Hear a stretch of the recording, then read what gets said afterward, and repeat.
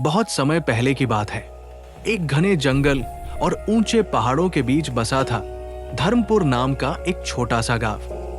गांव के पास ही एक चौड़ी और गहरी नदी बहती थी जिसका नाम था कालिंदी। ये नदी जितनी सुंदर थी उतनी ही रहस्यमयी भी।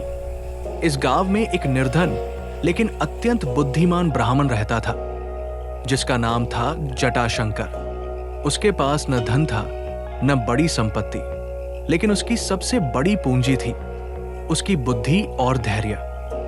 गांव वालों के बीच ये बात फैली हुई थी कि नदी के आसपास जाना खतरनाक है क्योंकि वहां एक भयानक राक्षस रहता है, जम्बासुर। कहा जाता था कि जो भी उस नदी को पार करने की कोशिश करता, जम्बासुर उसे मार देता। कई लोग लापता हो चुके थे। डर के कारण गांव वाले नदी के पास भी नहीं जाते थे।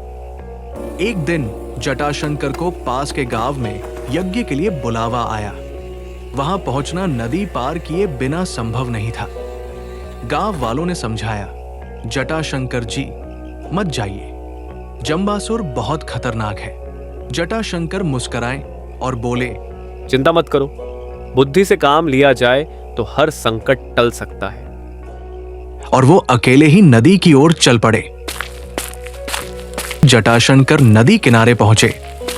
जोरदार हंसी गूंजी। कौन है वहां जो मेरी नदी के पास आया है?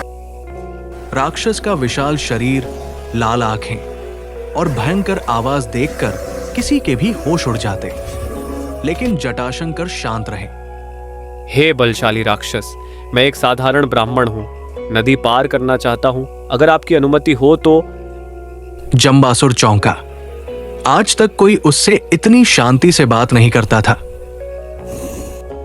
मैंने बहुतों को मारा है, तू कैसे बचेगा? हे बलशाली राक्षस, मैं तो एक साधारण ब्राह्मण हूं, पर मैंने देखा है आप नदी में उतरते नहीं, बस छलांग लगाते हैं। ऐसा क्यों?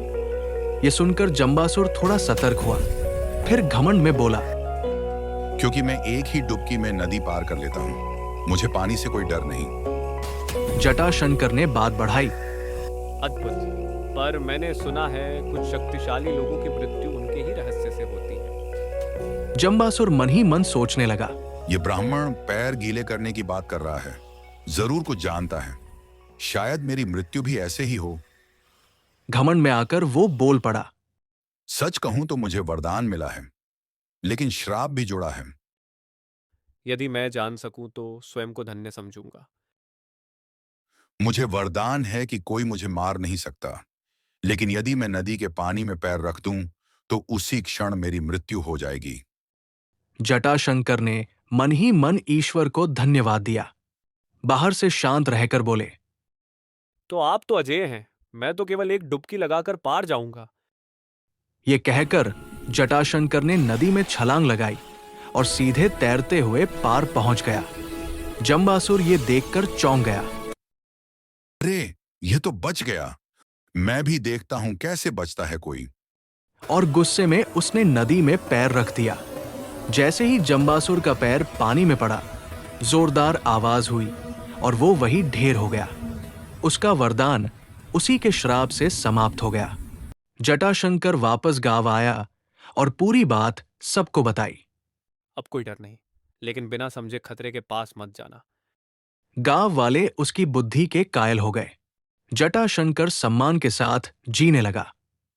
ताकत से नहीं, बुद्धि से बड़ी समस्या हल की जा सकती है। घमंड हमेशा विनाश का कारण बनता है। अगर आपको ये वीडियो पसंद आया हो तो लाइक करें और ऐसी और मजेदार कहानियों के लिए सब्सक्राइब करें।